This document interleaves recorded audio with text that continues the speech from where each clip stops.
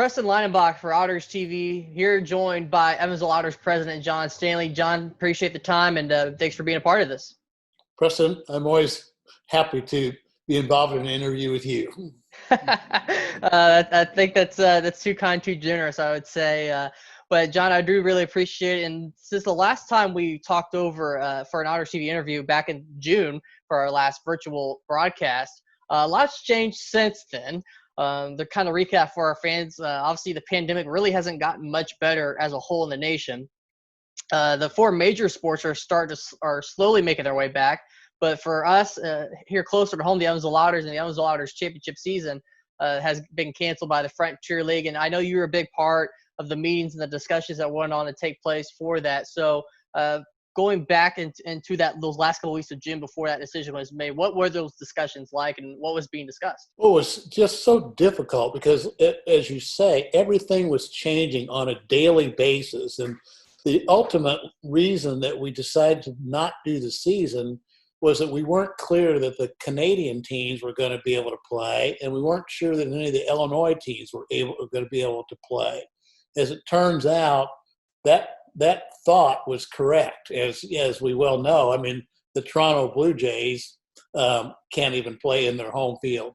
I guess some people believe now that maybe they could play at Bosse Field, but I think they'll probably find somewhere to play. So when it all came to a head, it just wasn't going to work. And so we decided that we were just going to focus on 21, and there are a lot of other things to be doing. So we moved along, but everybody was really highly disappointed because we were so excited about our first season with a big 14-team league spread throughout the country. Yeah, there's so much to look forward to for this year. For us, obviously, as the league as a whole, the expansion to the new teams that were formerly in the Can-Am League, some new competition, the restructure of the divisions, and then also for us here for the Otters, obviously the biggest thing was our upgrades and renovations to the ballpark. And unfortunately, we'll have to just wait and unveil all that in 2021. But with those discussions that were taking place, obviously we want to do what's best for us locally, but a big part of it is taking into consideration the other teams in the league and what those regulations are. And I'm sure that had to be tough, considering that you basically had to bring in facts of information from the federal level, the state level, as well as the local level. Yes, and they had more advances in Illinois. The governor was more aggressive in holding people in check. I think for one reason or another, we could have had some flexibility, but the other part of it for us is we could never get comfortable with the changing components of the pandemic that was going on. Is it going to get better? Is it going to get worse? And just absolutely not wanting to take a chance on any risk of having a game out there with a lot of people, and then people got sick. I know that Mr. Bussing, as well as me and everyone else on our staff, it's not something that we wanted to ever feel like we had any responsibility for. Yeah, and some of the biggest safety concerns that were being talked about, we're not even the ones here at Bosse Field for the home games. It's when the team would go on the road, obviously being on the buses, traveling together, the hotels, and then, of course, crossing the state lines into other states where, the regulations may be different, the conditions may be different. Yeah. And that's something that really was probably a big factor in the big decision overall. A big factor, absolutely. I mean, it's hard for the major leagues. I don't know what's going to happen, and I'm hopeful that they can get through the season and that they've done a wonderful job of managing it. But you just saw last night, we're talking when opening night baseball was last night, and that Juan Soto from the Washington Nationals, one of the best players, boom, gone with the coat. And I would suspect that more players are going to pop up and have that. Well, they can at least manage that better from where they are than we can as an independent team, because they have so many more resources behind trying to resolve the problems and so on. So to me, it just amplified more that we made the right decision because of the things you talked about. I don't think it could have ever been resolved to be able to have a season. Right. And another thing that I'm sure, hopefully a lot of our fans who really have a true grasp on what the Frontier League is like realize, obviously this isn't the same industry as Major League Baseball in terms of the dollar amount. The French League just doesn't have the same kind of resources and capital available to kind of go through the same protocols and the testing and everything else that the major league level has available to them. Correct. If someone got tested, for example, I mean, how, we would have had the worry about they would have had to stay in their rooms for 14 days, or we're used to paying a bill for one night's lodging or 2 nights if we have a series, and then we have a player we got to deal with for 14 days and get them home, or when, just all that kind of thing, all that kind of things that would have just added to the tab had we had some of those issues started to surface. Yeah, there's no doubt about it, especially here at Bosse Field, especially when you get underneath into the clubhouse area, it's very close quarters as well. Now, talking a little bit more about some of the other leagues, obviously there's been a lot of these, I guess, startup little just pop-up leagues across the nation. I know Washington has their own little kind of nucleus of a league that they have going, as well as down in Texas, Sugarland as well. But for the American Association, another independent league, they're having their traditional season. However, only 6 of their normal 12 teams are playing, and playing with such few teams, I don't know, was that really an option for the French League to have that few teams after if a group of them would have said no? No, and they could do it because the teams near the major stadium were very adjacent to them. That wouldn't have been the case even if we had wanted to do it here. So, that's why 6 of the teams, that's why Sugarland did not choose to play in the group of 6 that was playing, the transportation, the location, and so on. But, it's in essence, everybody did cancel their league as the league that you would perceive it to be anyway. And they're offshoots of how they've done it. And we've always felt that way. We never wanted to restrict any of the owners. And if they felt like they could put together some play and play some other teams, we were completely supportive of that. But as a league, we couldn't pull it together. So it's not like you can say, well, if Joliet could do it, why couldn't you have all done it? Just the factors vary so much with every team that in the aggregate, it did not seem to be worth it, really. For a lot of players that are still able to play in those little leagues or, in the American Association, like former Evansville Otter Josh Allen, who, those players who are still getting live at-bats in 2020, good for them. But unfortunately, just wasn't too much of an option to have baseball games here at Bosse Field this year in 2020. Now, John, since that decision was made to cancel the championship season, what has the discussions been like across the French League, or what that next step will be? Is it looking ahead too far into 2021, or is it still kind of just monitoring the pandemic and how that progresses and changes daily? In the normal routine, we try to have our schedule done by October. And so we're still pushing that direction to think about 2021. Unless the pandemic is resolved, we kind of feel like it's not going to be any urgency for companies to say, we want to write you a check to go pay for our picnic when it's such an unknown in the future. So I think that we have some margin on when that schedule is going to be. I say that as a backdrop to the fact that if people are watching and observing right now, there are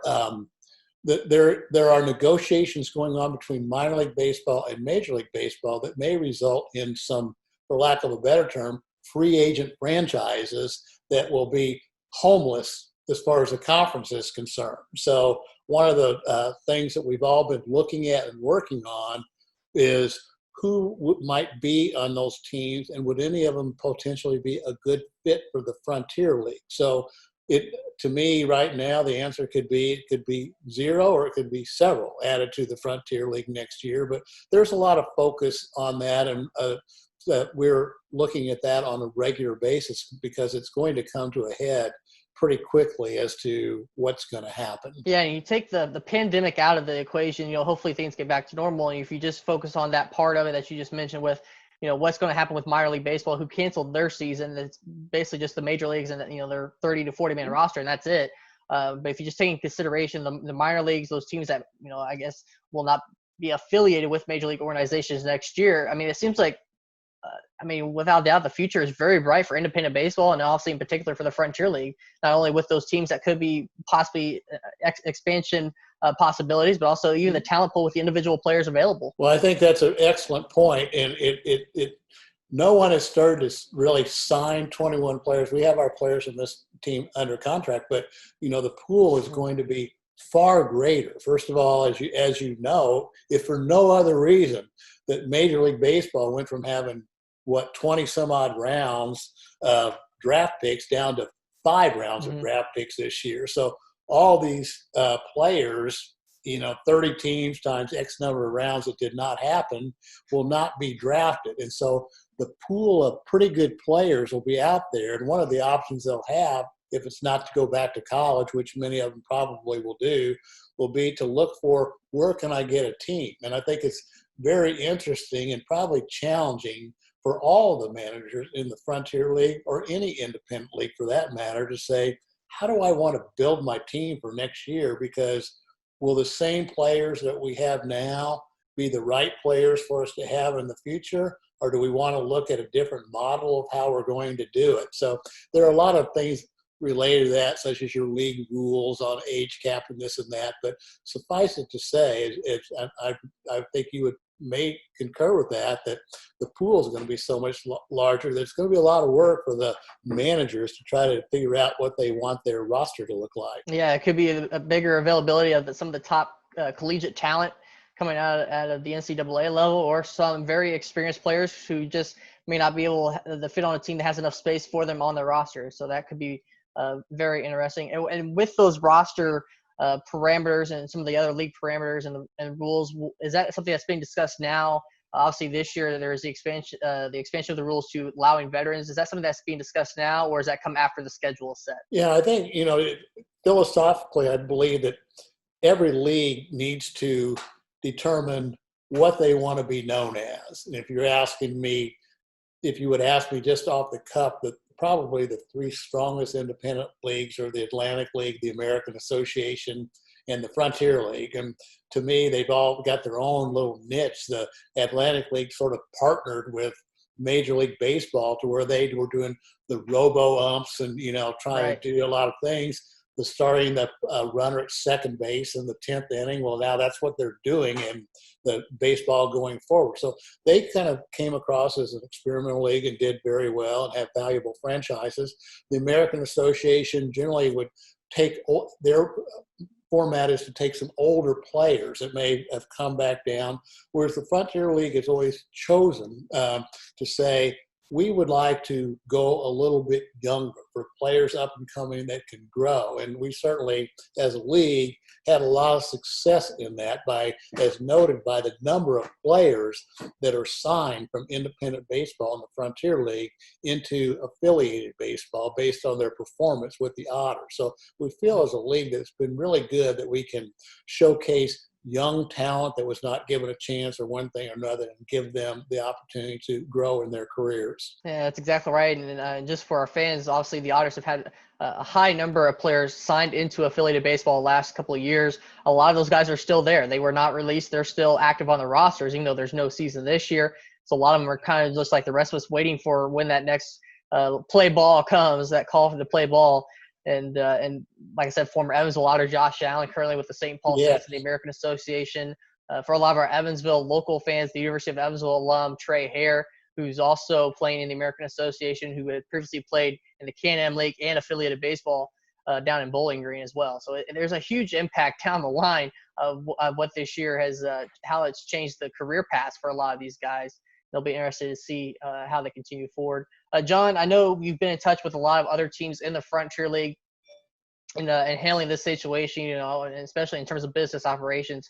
Like I said, Washington have their own little creative startup league going over there in Pennsylvania for this year. And I know the Chicago area teams are try to do the same thing. But what are some of these other teams in the Frontier League doing to somehow just keep going for during the summer and not have this truly long extended off season? Well, it's difficult. We talked about how we're going to get players, and it presumes a league, and that the key revenue for most of the teams comes from being able to have people come to the game and buy food and so on. So the question gets to be for the teams in the Frontier League is, how do you generate some revenue without having a season? And the approach has been multifold. And as you mentioned, Preston, several teams have said, can we find a couple other teams and we can play and have fans, although they're all subject to social distancing and all that, so we can't have a big crowd. A lot of them have gone to outside events where they may have movie night, or that create some type of event where a concert, or maybe not a concert because that's a little troublesome, but there's a whole list of things that people have done. Youth baseball is a possibility, and those teams with turf can run games all day long and they get revenue. So, for the Otters standpoint, we have a plan right now to be able to do some things at Bossy Field once we are comfortable that it could be a go and we could find some things to do with adequate social distancing and outdoor and all that kind of business.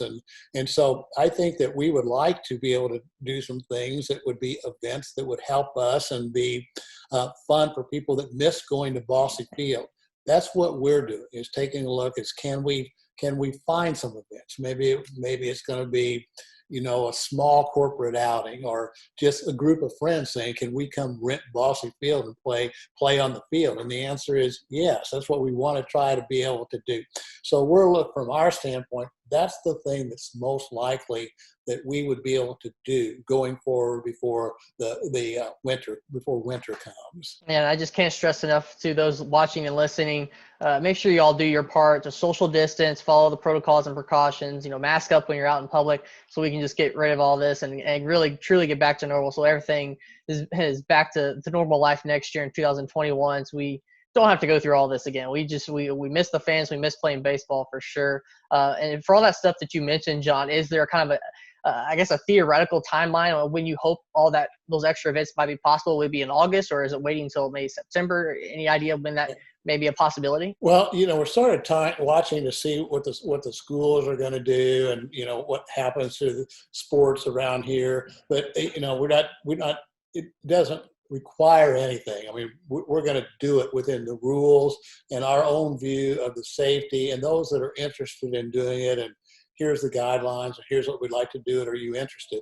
To answer your question, more specifically, I absolutely believe that there may be some chance that we could start hosting some events in August, and that would be good. It'd give, there are a lot of people right now antsy to be able to get out and do something, and in Evansville, there aren't that many facilities like Bossy Field where it's contained to have an event at the same time. It's outside and can allow for significant social distancing when the maximum crowd you can have is 250 and we hold 5,000 people. So, if we can create something and interest and the people want to do it, we'd like to do it. But we just want to make sure that all the rules are in place and kind of get the direction of what things look like for the next couple months or so. Yeah, that's definitely the hope for sure. Is again, all these events, hopefully we'll be able to host here at Bossy Field sooner rather than later. That's for sure. And obviously, like you said earlier, for a lot of these independent teams, that the revenue comes from the ticket sales, concessions, all that kind of stuff. But for right now, and I think that everybody would agree in this day and age with this pandemic, obviously that stuff just right now isn't as possible as it has been before. So there has to be other ways to to still keep that connection to their teams and to their favorites.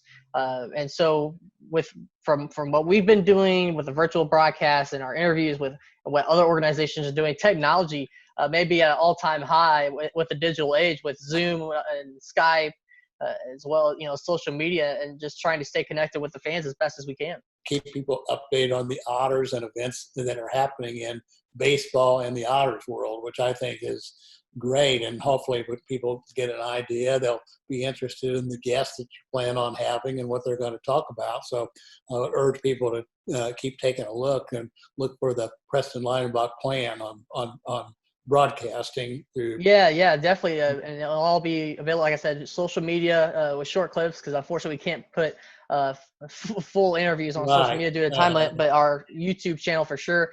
In fact, in preparation for the upcoming weeks and with this virtual broadcast, I've had a chance to talk to Andy McCauley, Evansville Otters manager, who's back home in New York, some of our former players, other baseball professionals as well, some of the people in the media who usually are so busy covering sports during the summer, who had to kind of search and dig deep like us to figure out what should they cover when there's no sports to cover at all. And so getting perspectives from a lot of different people about this year and what they've been doing to kind of pass the time and still try to bring the content to the fans and to sports fans and the general public overall. So yeah, definitely some interesting views from those interviews that will be available on our YouTube channel in the next few weeks, and we'll continue to talk to people as we go forward, obviously, because this is just a different age with maybe a new normal on the way, and this might be it. But a lot of different perspectives for sure. John, you mentioned with the start of the Major League Baseball season, I know you're an avid watcher of the Cardinals and for Major League Baseball, so I wanted to ask you about some of the things that they're dealing with as well. Obviously, this year, a shortened season, 60 games, it's going to be a sprint rather than the marathon, where basically any team, especially those who probably get off to the fastest starts, have a chance to get into the playoffs now that with the expanded playoffs. It's been one of the rule changes for this year with the expanded playoffs. There's the universal DH with the designated hitter in both leagues as well. And as you mentioned earlier, kind of the international tiebreaker rule with the runner starting on second and extra innings. I want to know just your take in general about Major League Baseball implementing those rules, and do you like them? Well, first, I'm thrilled that I'm going to be able to watch my team, the St. Louis Cardinals, play tonight on television. And I think it's thrilling. It's too bad that the season's not longer, but the sprint is exciting. I mean, it's just kind of like you got to get up and go, and you got to work hard. It's not just another game, another night. Every game's important. So I think all that's good. The rules changes, I don't know. I think they wanting to move things along. I'm like fine with it. I don't know if it's the ideal solution in the extra innings, but it's something, and it moves along. What I find, and I'd be curious as to yours, what I find to be the most exciting is that they have now expanded to 16 playoff teams. So it's kind of like going to be in the Sweet 16 of Major League of the NCAA Final Four. 16 teams in and one champion. And the most amusing part of it, I think, is the fact that the teams that are in the first place teams get to pick who they want to play. So if you're first, as you know, if you're first place and you then get a chance to go ahead and be able to say, okay, who do you want to play? And they go, it's the Yankees, and we want to play the St. Louis Cardinals. And can you imagine? I mean, if you're the St. Louis Cardinals, you're going to be thinking, well, bring it on, big boy, because it's basically going to be an insult to be the one picked by the seed as to who you want to play. I think that's really funny and highly amusing. Will be highly interesting to see what happens. Yeah, and it changes the dynamic of what the postseason may look like. I mean, usually every year there's always one of the wild card teams, and who don't win the division, who seem to go on a hot run, get to the World Series or get to the championship series in their respective leagues. But with the bracket format like that, I mean, there could be multiple teams who did not win the division who can make a run and obviously challenge. There's no bye. I don't know if because no one has a home field advantage. Isn't my understanding is that it's just 2 out of 3. So the Dodgers could play say like they're the number 1 seed. They could wind up playing the 16 seed and just get beat, and then they're out first round. 16 beats a 1 in baseball for the first time ever. So I don't know, and the team that'll beat them will be somebody that they thought they were going to kill because they would have picked them, which is really kind of amusing too. Yeah, for sure. And the strategy of the game will change. It'll be managed differently by the managers, for sure. And especially now that they have the expanded rosters, they can change their lineups however they need to, make the substitutions. And normally, as I was talking to someone else earlier, normally beginning of the year when the regular season starts in late March, early April, the weather's still kind of cool. You don't really have those explosive offenses yet in the early part of the season. Well, now starting in the middle of the summer, you might have a huge offensive outburst as well to start the Major League season. Yeah, it'll be. I think it'll be interesting as the season starts. Who has the upper hand first, the pitchers or the hitters? And it's really hard to say because. You probably know the answer to that in about a week, but for now. Yeah, the other thing to consider is now there's not as much time to wait for the trade deadline and for maybe some movement along the rosters as well. I mean, it may not take long for movement to start happening across Major League Baseball. And the other thing I want to mention with Major League Baseball, and of course with the opening week, we've gotten a small taste of it. But no fans in the stands and in Major League Baseball stadiums. Obviously, usually that crowd noise is a big part of the ballpark experience. Of course, with no fans, there's no really need for concessions, and the ballpark smells. And I'm curious to see how Major League Baseball especially with their broadcast, handle the ambiance of the ballpark stadium field, because there's just not going to be that this year. Well, I think it's interesting because I think it's probably going to be worse for the players that are actually there playing, because you've seen how quiet that is. If you had a chance to watch any of the inter-squad scrimmages or like that, that's what they're living in, just kind of like dead silence. But from a TV viewer standpoint, if you put some of those fake people in the cardboard cutouts, the cardboard cutouts, crank up the noise on the TV, don't show the broad view of it, it just looks like you're watching a regular game. So to me, if the TV stations can at least have like noise going on, cheering if somebody gets a hit or whatever, it'll probably be a lot easier for the fans to adapt to than it will be the players in real life who are there with no one around. Yeah, it's going to be just completely different in the stadium. I know they'll have their PA announcers, and I know the TV broadcasts are going to basically be separated, and they'll play the little crowd prompts, make it feel like as real as possible. But even outside the stadium, I mean, a lot of these ballparks now have their own little scene around the ballpark. And in St. Louis, they have Ballpark Village. Of course, Chicago, you have Wrigleyville around Wrigley Field.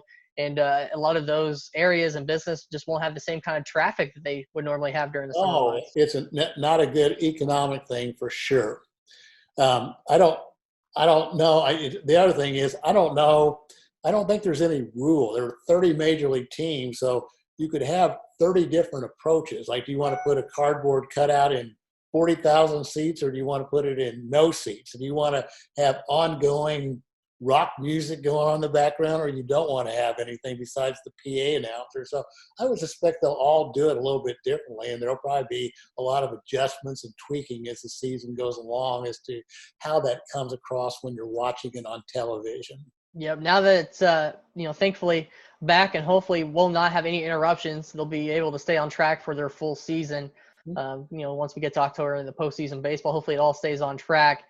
Be interested to see if all the changes and implementations from this year, stay for maybe the normal year, whether that be next year or maybe a couple of years from now. Be interested to see what sticks around out of all these different little testing, I guess, of new ideas and rule changes and stuff. But one thing's for certain, we sure miss our fans and our groups, and we miss, seeing the baseball being played on the field here at Bosse Field, and our fireworks nights. We miss it all, John. There's no doubt about it. It's a thrill for me when I go to every one of the games. First, I love the competition. I want our team to win, and I know we know the players, and we want it for them. We want it for the coaches, and we want it for the city. So there's the competitive part of it. But it's also a thrill to go around seeing people in line for the clowns or the Ben's pretzels or anything that we're doing that creates a night of ambiance. And when I get to just walk around the stadium and see people and get a chance to talk to them, it's thrilling. I know they like it and I like it. So it would be an understatement for all of us that work at Bosse Field to say that we really miss it. Yep. Yeah. We just, like I said, we just gotta keep doing our part, stay hopeful, and hopefully come the end of this year or even the beginning of 2021, we're talking more about more positive situation with that baseball and normal life will be back here at Bosse Field. John, I really do appreciate the time, and thanks for joining me. Yeah, thanks, Preston. Appreciate it. For Evansville Otters President John Stanley, I'm Preston Leinenbach. This has been Otters TV.